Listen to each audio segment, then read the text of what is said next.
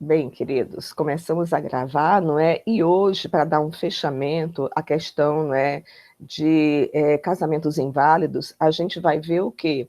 Até uns artigos que remetem àquele nosso primeiro trabalho, que valeu, ó, né, até 4, que é exatamente os efeitos putativos do casamento nulo e anulável, tá? A gente vai ver isso do artigo 1961 até o artigo 1964, tá? E o que eu estou pretendendo ver, não é, na próxima aula, tá? Para a gente já começar a fechar toda essa questão do casamento, eu vou voltar, não é, na sexta-feira, a questão da separação e do divórcio. Na próxima semana, a gente também termina os regimes de bens, e a partir de então, acho que só vai restar alimentos e curatela para a gente ver, né, como nossa matéria, tá? Então, provavelmente esse mês ainda, né, até o último dia desse mês, a gente termina a nossa matéria, sim, a nossa matéria que está no plano de aula. Mas aí eu queria entrar exatamente em junho com vocês, vendo outras coisas interessantes também, como a gente tem, não é, todas as teses, não é, do STJ em matéria de família, não é? A gente tem também umas resoluções do Conselho Federal de Medicina que são interessantes. A gente tem também um monte de jurisprudências interessantes que a gente pode discutir aqui. E isso daqui também, não é? Eu estou disponibilizando material para vocês, tá? Acho que vocês viram naqueles apontamentos, né, que eu coloquei até no nosso material de aula, que ele é um grande, assim, um resumo mesmo da nossa disciplina, mas vocês veem que eu coloquei ali já em notas de rodapé algumas coisas interessantes, né? E a gente vai voltar a essas questões, como o depoimento sem dano, como a questão do parto anônimo, não é? Que eu não falei ainda para vocês, que realmente, apesar da gente não ter parto anônimo propriamente dito, não é? Mas o Estatuto da Criança, ele sinaliza essa possibilidade muito levemente, tá? Então, tem muita coisa interessante ainda para a gente olhar no nosso curso, tá? Mas hoje eu queria realmente terminar essa questão de nulidade e anulação com vocês, do artigo 1961 ao 1964. E a gente verifica o quê? Que quando a gente fala em efeitos putativos, só existem efeitos putativos para o casamento nulo e anulável, não é? Não existem efeitos putativos para o casamento inexistente, porque o casamento inexistente é um nada, né? Como nós sabemos, é aquele onde não há, não é, não há o consentimento para o casamento, e mesmo assim o juiz casa, não é? Ou quando inexiste autoridade celebrante, tá? Então, para esse casamento inexistente, não existem efeitos putativos. Efeitos putativos, eles só existem em relação ao casamento nulo ou ao casamento anulado, tá? E de onde vêm efeitos putativos, né? Quando a gente fala em efeitos putativos, a gente está fazendo referência ao quê, não é? Há um negócio, não é? Há um casamento que ele tem vícios, tá? Mas que um dos cônjuges ou ambos estavam de boa fé ao contrair o casamento impugnado, tá? Então, eu só tenho efeitos putativos realmente em relação àquela pessoa de boa fé. Agora, há casos em que somente que ambos estão de boa fé, que somente um está de boa fé, ou então que os dois, nenhum deles está de boa fé. Se nenhum deles está de boa fé, então não existem efeitos putativos do casamento. O que quer dizer isso, né? O que significaria, por exemplo, um casamento ser nulo ou ter sido anulado e nenhum deles está de boa fé e inexistir efeitos putativos? Isso daqui, não é, significa o quê? Que o juiz ele ignoraria totalmente o regime de bens do casamento. Por exemplo, não é? Eu me caso com um homem sabendo que eu me caso com um homem sabendo que ele é casado, tá?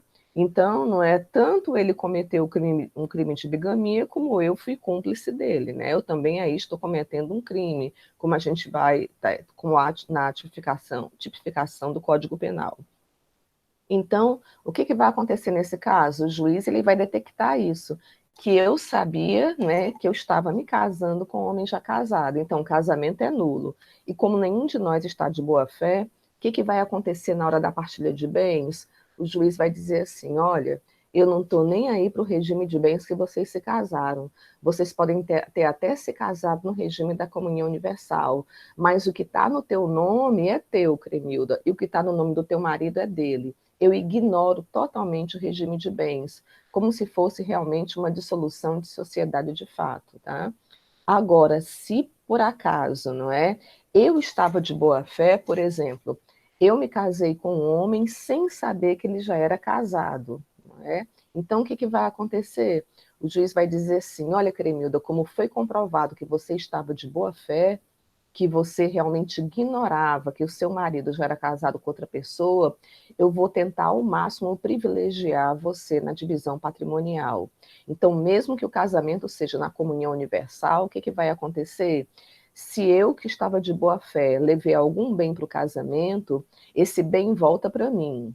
E todo o restante, os bens adquiridos na constância do casamento e os bens adquiridos levados para o casamento pelo meu marido, vão ser partilhados em dois, não é? Claro que o juiz ele só consegue me dar essa grande vantagem no regime da comunhão universal. Por quê? Vou até tratar com vocês bem mais detalhadamente na próxima semana. O que, que a gente vai verificar? Que ele é o único regime que comunica heranças e doações, não é? Então, quando a gente casa na comunhão universal, a gente está dizendo o quê? Que o que já é nosso passa a ser do outro e o que é do outro passa a ser nosso, independentemente de quando foi adquirido. Então, na comunhão universal, o juiz voltaria todos os bens que eu levei para o casamento. Ele voltaria para mim, estou de boa fé, e realmente, né, os outros bens, não é, sejam os adquiridos na constância do casamento ou os adquiridos pelo meu marido antes do casamento, eles seriam rateados comigo também, tá? Agora, realmente, só o regime da comunhão universal é que permite essa grande vantagem realmente ao cônjuge de boa fé, tá?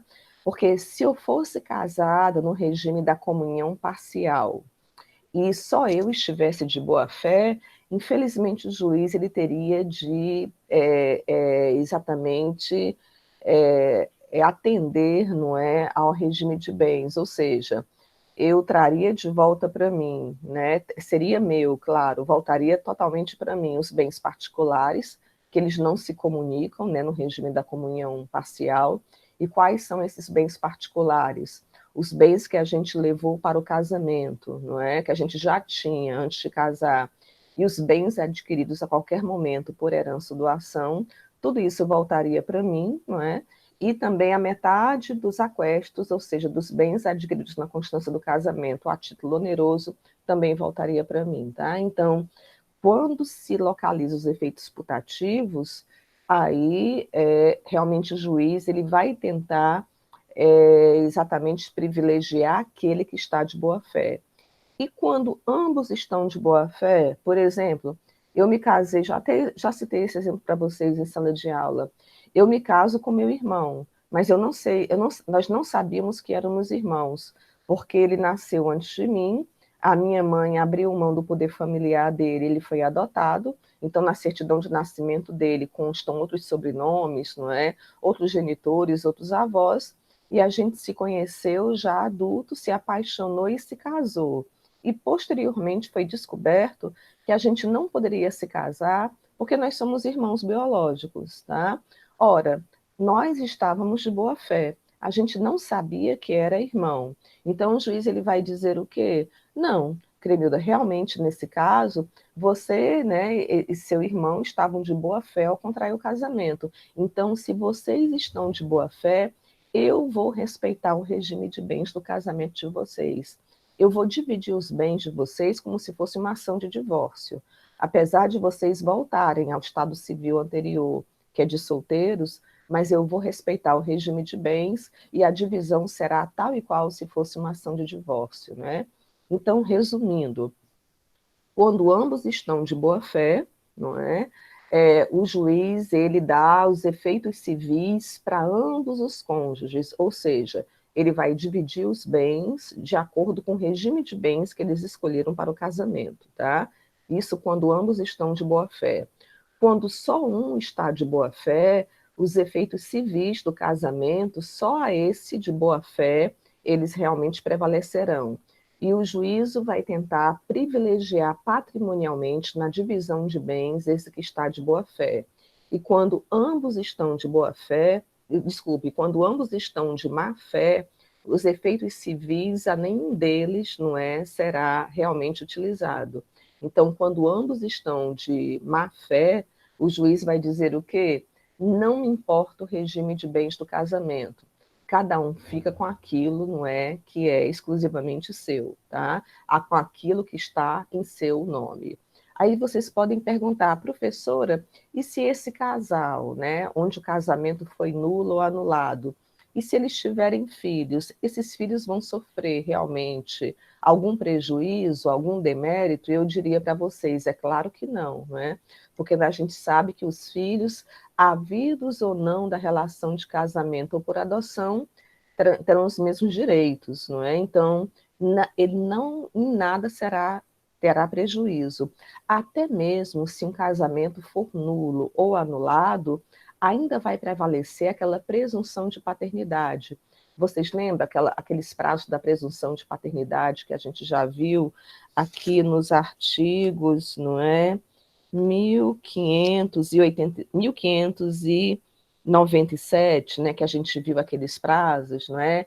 Que considera-se, presume-se concebidos na constância do casamento os filhos, nascidos até 180 dias, né, depois de estabelecida a convivência conjugal, nascidos até 300 dias após o desfazimento da sociedade conjugal por morte, não é? Separação, divórcio, nulidade ou anulação. Então, essa presunção de paternidade, independentemente do que aconteça com o casamento, ela vai subsistir. Só lembrando que nós só podemos falar de presunção de paternidade ou presunção de maternidade se esse filho é nascido, não é, de um casamento civil, não é? Então, fora do casamento civil, a gente não pode ainda, não é, falar nem em presunção de paternidade e nem em presunção de maternidade, tá? E só salientando, né, um outro assunto que eu lembrei agora que a gente não viu ainda, que é a união estável. A união estável também tem efeitos putativos, tá? O Código Civil não fala nisso, tá? O Código Civil, quando ele fala em efeitos putativos, ele só se refere a casamento civil. Mas a doutrina e a jurisprudência têm alargado esses efeitos putativos para a união estável também, não é? Eu sempre brinquei com vocês em sala de aula dizendo o seguinte, olha, meninas, evitem, não é? Evitem viver em união estável, não é? Com representante comercial, com piloto, não é? Com marinheiro, porque é um pessoal, não é, que circula bastante, tá? Mas vamos supor, não é, que uma menina, ela começa a viver em união estável com um rapaz, que ele é representante comercial, não é? Ou ele é da marinha mercante, não é? Ou é piloto da aviação civil, não é? Essas profissões que realmente fazem com que a pessoa se desloque bastante, tá? E aí eles começam a se relacionar, esse relacionamento cresce, e na localidade onde essa menina reside, não é? Eles começam a viver uma união estável. Então, realmente, né, ela é uma relação, como a gente vai ver ao tratar de união estável posteriormente. Essa relação que a menina mantém com o rapaz, ela é pública, contínua, duradoura e até estabelecida com o objetivo de família. Isso quer dizer o quê? Pelo menos essa menina, ela tem a intenção de viver com esse rapaz o resto da vida dela. Pelo menos essa é a intenção inicial, tá? Então, ali eles estão, né, quando ele vai para aquela cidade, eles realmente se apresentam como companheiros, não é? Talvez até fiquem realmente, não é, durante esse tempo, morando sob o mesmo teto, apesar disso daqui não ser um requisito, né, de união estável, não necessariamente, tá? E todo mundo nessa cidade os vê como um casal, não é? Que os tem, sabem que eles vivem união estável, e tem até pessoas até que pensam que eles são casados entre si. E eles estão até adquirindo algum patrimônio, né, lá. E aí, posteriormente, essa menina descobre que esse rapaz, né, ele é casado, e ele continua vivendo com a mulher dele. Então, a partir desse conhecimento, né, ela vai perceber o quê? Que realmente ela não é companheira, ela é o quê? Ela é concubina, porque ela vive com alguém, não é, sob o impedimento matrimonial. E realmente essa pessoa, porque se ele fosse separado de fato da mulher dele, como a gente vai ver na união estável, tudo bem.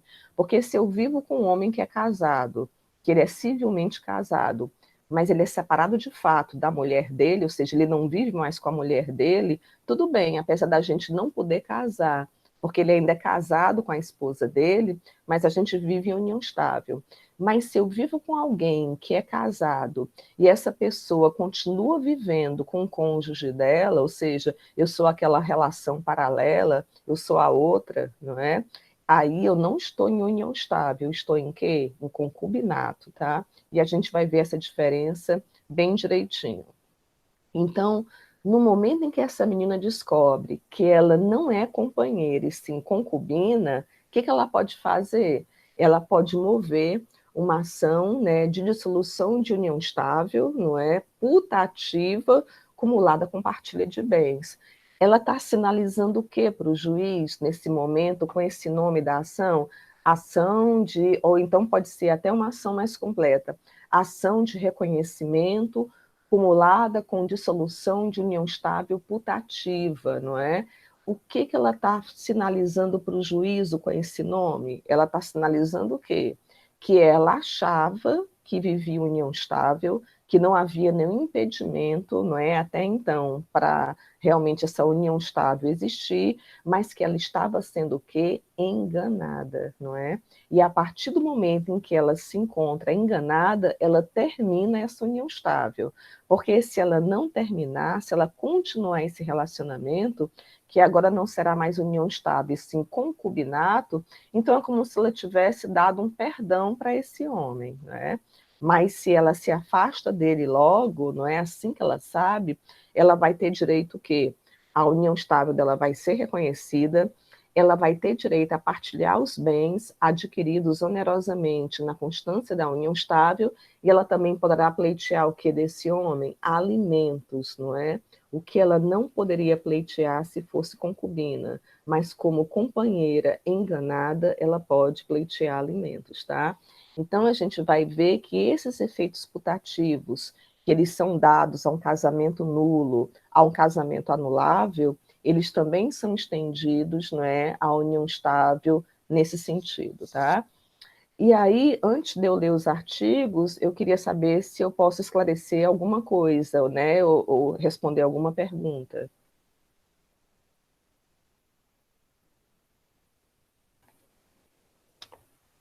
Tá tudo bem? Posso ler os artigos?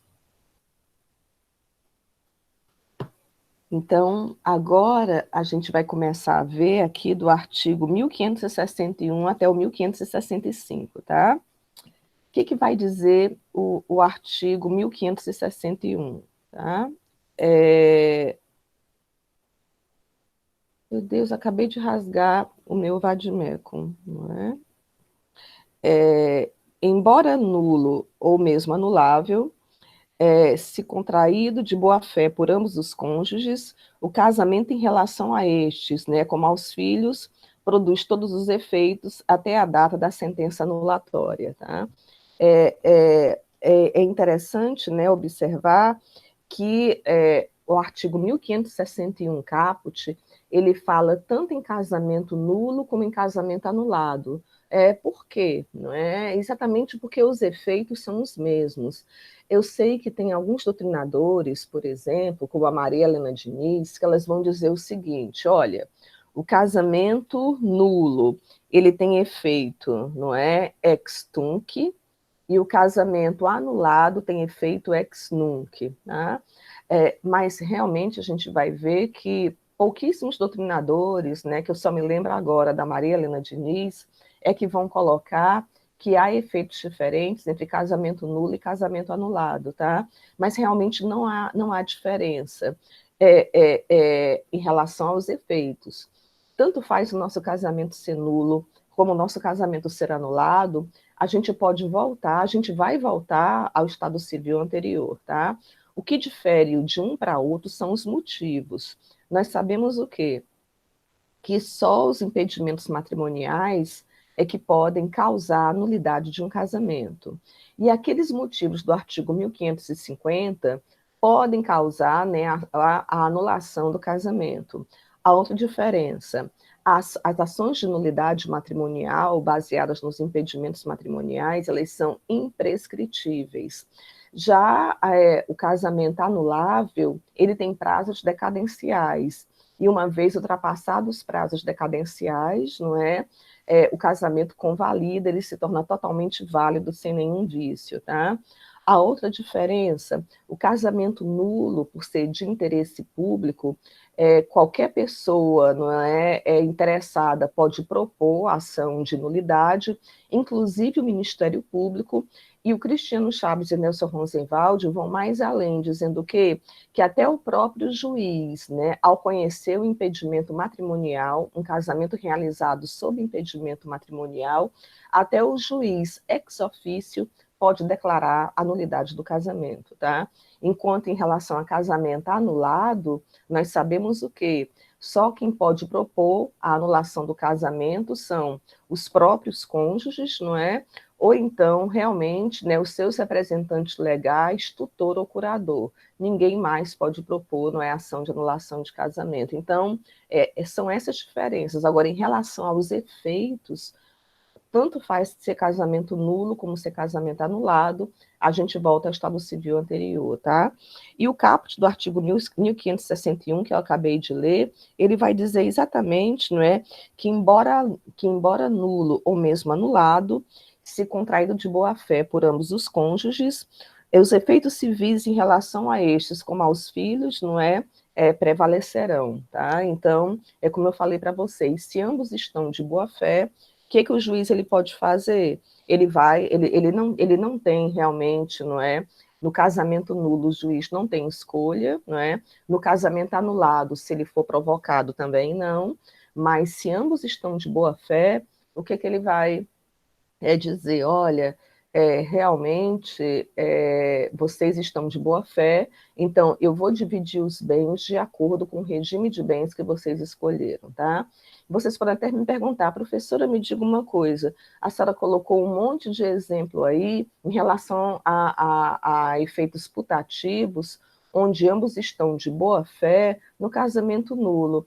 E no casamento anulado, né? No casamento anulável, melhor dizendo, qual seria um caso de ambos estarem de boa fé, por exemplo, na questão onde ambos são coagidos a casar, não é? Então, nenhum queria casar com o outro, mas ambos foram coagidos, né? Ambos foram ameaçados, não é? Ameaçados, não é, de morte, ou realmente ameaçaram de morte familiares de ambos, e eles foram obrigados a se casar. Então, ambos estavam de boa fé aí no casamento anulado. Então, ambos provando, né, que foram coagidos, então o que o juiz vai declarar? A boa-fé dos dois, não é? E vai dividir os bens do casamento de acordo com o regime de bens que foi estabelecido, tá? Já o parágrafo 1º do artigo 1561, ele vai dizer o quê? Se um dos cônjuges estava de boa fé, ou se somente um dos cônjuges estava de boa fé ao celebrar o casamento, os seus efeitos civis só ele e aos filhos aproveitarão, não é? Então, se somente um estava de boa fé, o juiz ele vai tentar privilegiar o máximo possível esse de boa fé na divisão de bens. E o parágrafo 2º do 1561 fala: se ambos os cônjuges estavam de má fé ao celebrar o casamento, os seus efeitos civis só os filhos aproveitarão. Ou seja, aos cônjuges de má fé, nenhum efeito civil aproveita se ambos, não é, estavam, não é, conjuntamente de má fé. Isso que significa dizer o quê? Que o juiz não está nem aí para o regime de bens deles, né? Que o juiz ele vai dizer, né, que cada um possui os bens que estão respectivamente no seu nome, tá? E os efeitos civis em relação aos filhos, vocês sabem quais são, não é? A presunção de paternidade e maternidade, advinda desse casamento que foi declarado nulo ou anulado, né? Não importa. E claro que os filhos continuarão a ter direito, né? A receber alimentos, os filhos continuarão a ser herdeiros, não é? de ambos esses cônjuges, seus genitores, tá? Qualquer coisa vocês me interrompam, tá? O artigo 1562 vai dizer o seguinte: antes de mover, né, a ação de nulidade do casamento, a de anulação, a de separação judicial, a de divórcio direto ou a de dissolução de união estável, poderá requerer à parte, comprovando sua necessidade, a separação de corpos que será concedida pelo juiz com a possível brevidade. E nós sabemos, né, como hoje realmente essa separação de corpos, não é, ela é exatamente rápida, principalmente, não é, por conta do juizado, não é, de combate à violência, né, contra a mulher.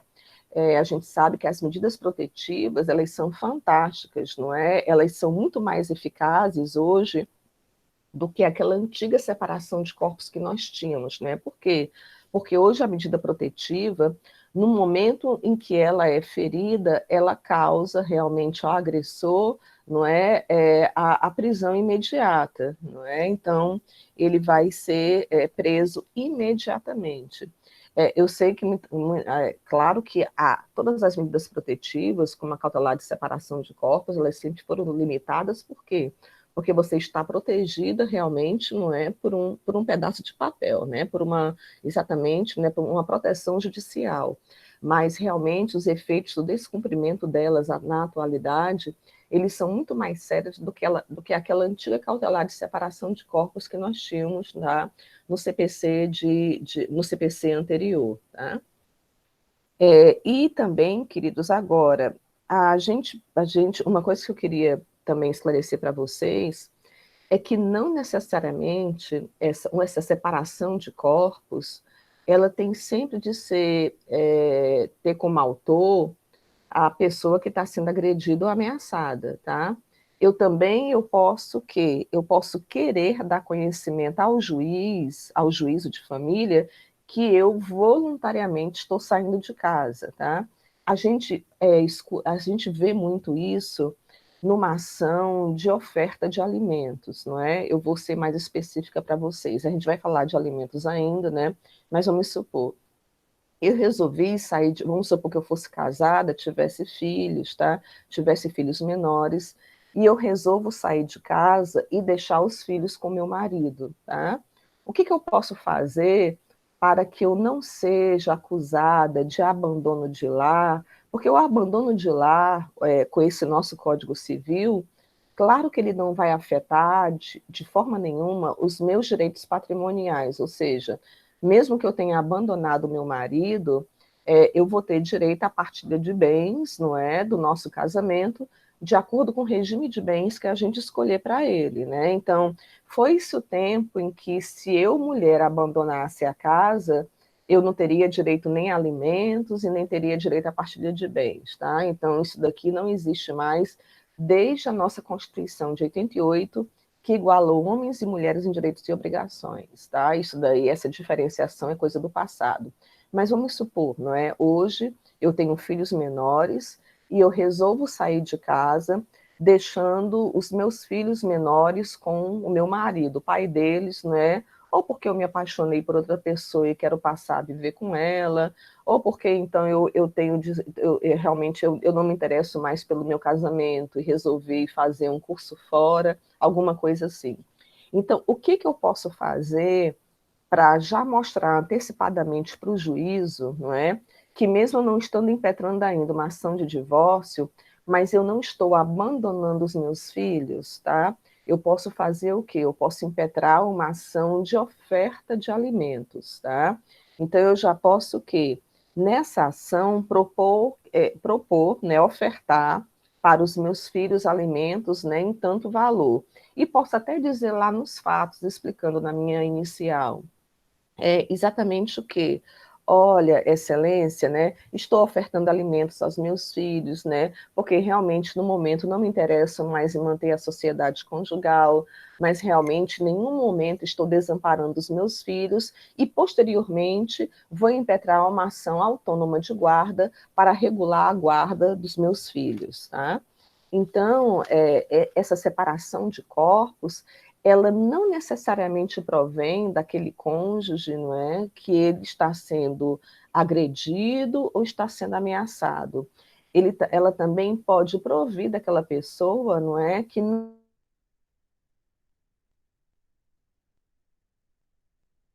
se interessa mais em manter o relacionamento saindo de casa, principalmente se tem filhos menores, para posteriormente isso daí não poder ser utilizado contra ela na questão, né, de uma decisão de guarda, não é? Porque se eu abandono, se eu saio de casa sem informar o judiciário, o que que o meu ex pode dizer posteriormente? Olha, excelência, eu estou aqui pleiteando a guarda unilateral dos meus filhos, por quê? Porque a Cremilda saiu de casa, os abandonou, então, pelo menos nesse primeiro momento, eu sou a pessoa mais indicada para assumir a guarda unilateral e não ser decretada uma guarda compartilhada, né? Então, eu posso fazer isso exatamente já com uma forma, não é, de me prevenir, tá?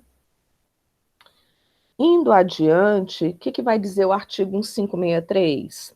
A sentença que decretar a nulidade do casamento, apesar de falar em nulidade do casamento, a gente, não é? Vocês podem ver em toda a doutrina que também esses artigos todos se referem tanto à nulidade como à anulação, tá? Porque a nulidade seria aqui uma expressão genérica e a anulação seria uma expressão específica, tá? Então, a sentença que decretar a nulidade do casamento retroagirá a data de sua celebração, sem prejudicar a aquisição de direitos a título oneroso por terceiros de boa-fé, nem a resultante de sentença transitada em julgado. O que significa isso, tá? Por exemplo, né, eu e meu marido, quando casados, nós adquirimos uma casa através de um financiamento pela Caixa Econômica Federal, tá? Então, né, nós compramos uma casa, tá lá, nós somos ambos responsáveis, não é, pelo pagamento daquele financiamento. E, posteriormente, né, o nosso casamento foi declarado nulo ou anulado. Bem, isso daí não vai atingir terceiros, né? Mesmo o casamento ter sido nulo ou anulado, nós dois continuamos responsáveis pelo pagamento, não é, desse financiamento imobiliário, tá? Então, isso daí não vai afetar nada em relação a terceiros. Também não vai afetar, como diz aqui, nem a resultante de sentença transitada em julgado. Por exemplo, vamos supor que quando casados, nós impetramos uma ação de indenização por danos morais, porque nós fomos afrontados num restaurante, por exemplo, né? Então, nós entramos nessa ação no litisconsórcio ativo. E, posteriormente, quando nós ganhamos a causa, o nosso casamento já tem sido nulo ou anulado. Não importa também, não é? Nós vamos ratear essa indenização. E por último, queridos, eu queria olhar com vocês hoje esse artigo 1564, que ele vai dizer o quê? Quando o casamento for anulado, e aí a gente vai também, não é, ver apesar da expressão ser anulado, mas também isso daqui é utilizado para casamento nulo, tá? Agora, esse artigo 1564, ele é extremamente elitista, tá? A gente só vai ver que ele só vai ser realmente aplicado no caso de um casal que ele tenha realmente, não é, grande poder aquisitivo, tá? Olha o que ele está dizendo. Artigo 1564. Quando o casamento for anulado por culpa de um dos cônjuges, este incorrerá, né? O culpado incorrerá, primeiro, na perda de todas as vantagens havidas, não é, do cônjuge inocente. Então, por exemplo, né, eu sempre lembro de Brasília, porque Brasília não tem praia, não é? Ela só tem lagos. E, por conta disso, você tem ainda em Brasília a existência de muitos clubes, não é? Que aqui em Fortaleza a gente tem alguns, não é? Como nós temos o Iate, nós temos o Ideal, não é? Mas ninguém frequenta tanto como no passado, porque as nossas praias aqui têm muita infraestrutura, né? Eu acho que as nossas praias têm a melhor infraestrutura de todo o país, né? Em relação às barracas de praia, o conforto, não é? Restaurantes que realmente, né, nos oferecem, tá? Mas lá em Brasília ainda é comum você ter clubes, e tem clubes que realmente é muito difícil de você conseguir, não é, frequentar, e mais difícil ainda você se associar. Mas vamos supor que um casal, né, eles se casaram e o marido ou a mulher teve acesso a esse clube muito privado porque era casado com outro que já era sócio. E vamos supor que aquele que passou a ser sócio somente com o casamento com outro, ele incorreu realmente em vícios, o casamento foi nulo ou anulado e foi constatado na sentença que esse cônjuge estava de má fé. É claro que a partir desse momento, não é, que houve a nulidade, anulação do casamento, o outro, de boa fé, pode muito bem pleitear o descredenciamento dele desse clube, tá? Então, como eu falei para vocês, quando a gente fala aqui no artigo 1564, reais vantagens, então a gente está falando realmente de pessoas que têm um padrão aquisitivo, não é? Razoável, não é? Que ganhou alguma vantagem, principalmente social, casando com outro, e se o casamento for nulo ou anulado, esse, não é, de má fé, vai perder essas vantagens sociais, tá? E o artigo 1564 também fala na obrigação, né, que esse de má fé, ele vai ter também o quê, né? A obrigação de cumprir as promessas que ele fez no contrato antinupcial, no pacto antinupcial. Isso quer dizer o quê?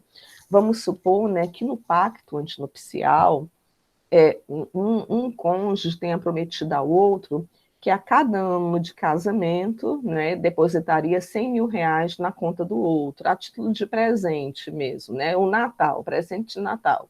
100 mil reais, não é, pela pessoa ter passado esse ano casado com ela.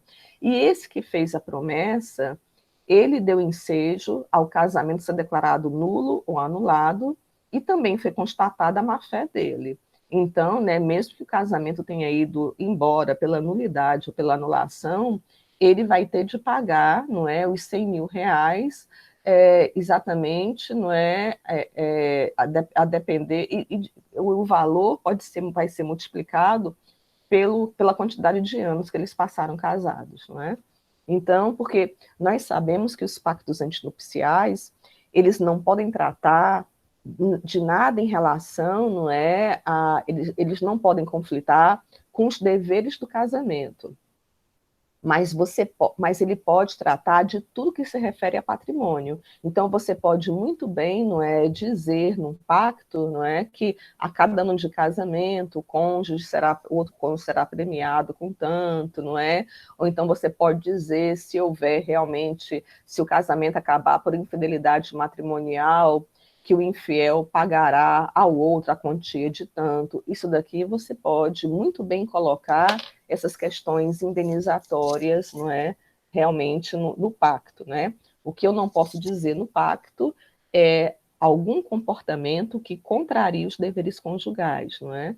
Como a gente já tinha conversado muitas vezes, eu não posso dizer num pacto, por exemplo, que o nosso casamento não se baseará na fidelidade recíproca, não é? Então, que o nosso casamento não terá mútua assistência, não é? Ou que somente a guarda, não é, e criação dos filhos ficarão a cargo de somente um dos cônjuges. A gente não pode dizer isso, porque aí não é, são realmente não cláusulas imperativas que nós temos no nosso Código Civil, tá?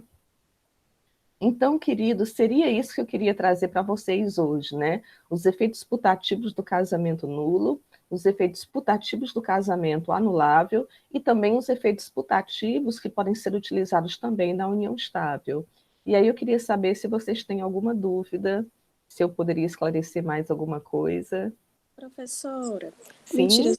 dúvida em relação ao exemplo que a senhora citou da Caixa Econômica, certo? Sim. Quando Uhum. né, tá lá, os dois compraram um imóvel, os dois estão pagando e foi anulado o casamento deles. Mas aí, como é que fica nessa situação assim, para terceiros, né, no caso? Como é que fica essa situação? Fica no nome de ambos, mas aí por que não foi anulado o casamento? Aí seria o seguinte, foi anulado, né? Mas a gente, por exemplo, né, a gente pode ver que esses negócios jurídicos, a gente pode fazer com outra pessoa, independentemente de ser casado ou não com ela. Por exemplo, nós poderíamos comprar um imóvel juntas, Tarciana, Poderíamos sem nenhum problema. A gente pode comprar imóvel junto, mesmo não tendo um relacionamento, não é, de casamento ou união estável, né? A gente pode comprar. Tem muitas pessoas que compram casamento, que compram imóvel ainda, né? Na fase de namoro, pensando realmente num casamento, né? Posterior. Você tem irmãos que compram, né? Imóvel junto, então não importa, tá? Agora, indo um pouquinho mais além, tá?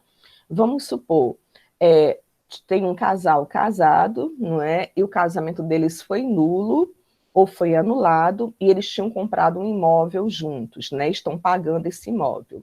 Mas agora somente um deles quer ficar com esse imóvel ao final, tá? E quer retirar o nome do outro da jogada. O que ele deveria fazer? Aí seria o caso que deles dois irem juntos à Caixa Econômica Federal para mudar esse contrato de financiamento.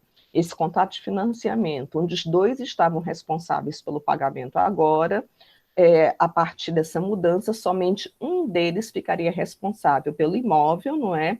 Para ficar com esse imóvel, né, na integralidade ao final do financiamento. Mas aí dependeria, por exemplo, da Caixa Econômica Federal aceitar isso ou não. Porque para a Caixa Econômica, o que é mais seguro? Ter dois devedores ou ter um devedor? Realmente costuma ser mais seguro para ela ter dois devedores, não é? E para ela transformar de dois devedores em um, seria necessário o quê? Que esse um que quer ficar, não é, agora com o imóvel para si, ele provasse para a Caixa Econômica Federal que ele sozinho tem força patrimonial suficiente para arcar com o valor dessas parcelas do financiamento. Aí dependeria realmente da Caixa Econômica Federal, não é? Ela realmente aceitar essa mudança no contrato, tá? Não, tudo bem que em relação a pessoas diferentes comprar um imóvel, eu sabia, eu só estava na dúvida se tinha alguma coisa específica, entendeu? Alguma particularidade, nesse caso já Não, não. não. Não, a grande dificuldade da gente é convencer o agente financeiro a retirar o outro da jogada e ficar só uma das pessoas, né? Esse é o grande problema. Isso acontece muito também em divórcio, normalmente, por exemplo, carro financiado, né? Você quer ficar com o carro só para si, mas o problema é que o carro, né? Ele só e o carro foi adquirido no nome dos dois, ou até um comprou e o outro financiou, ou ambos compraram, né?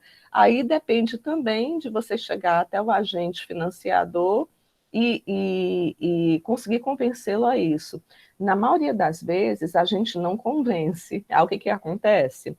O carro continua sendo pago as parcelas no nome, com os dois responsáveis por ele, e lá no final, aí tem uma sentença do juiz dizendo que quando o carro for quitado, ele será, não é, inscrito, não é, terá como proprietário fulano ou fulana de tal. É isso que acontece na grande maioria das vezes. É muito difícil a gente mudar um contrato desse,